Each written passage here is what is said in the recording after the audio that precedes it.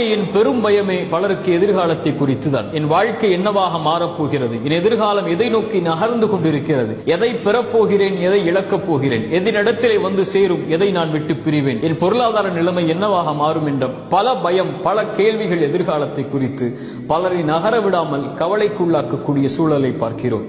இறைத்தூதர் நம்முடைய மனதை ஆற்றக்கூடிய வார்த்தைகளை சொன்னார்கள். எந்த ஒரு ஆத்மாவும் இந்த உலகத்திலிருந்து மரணித்து விடாது, அதனுடைய வாழ்வாதாரத்தை முழுமையாக்காமல். எனக்கும் உங்களுக்கும் எழுதப்பட்ட கடைசி சொட்டு தண்ணீரை நானும் நீங்களும் அருந்தாமல் இந்த உலகத்தில் இருந்து பிரிந்து விட மாட்டோம். நமக்காக எழுதப்பட்டதை நாம் அடைந்தே தீர்வோம். நம்மிடத்திலிருந்து யாரும் பறித்து விட முடியாது. இறைவனால் முடிவு செய்யப்பட்ட பாதையில் ஏன் பயம் நகர்வதற்கு, ஏன் கவலை? நடப்பவை நடந்தே தீரும். இறைவன் இதை துவங்கும் போது நம்மோடு தான் இருந்தான், முடியும் வரை நம்மோடு தான் இருப்பான். நடப்பவை, அமைக்கப்பட்டவை நம்முடைய பாதையில் நலவாகவே அமைக்கப்பட்டிருக்கிறது என்ற நம்பிக்கையில் முன்னேறுங்கள். இறைவன் இருக்கிறார்.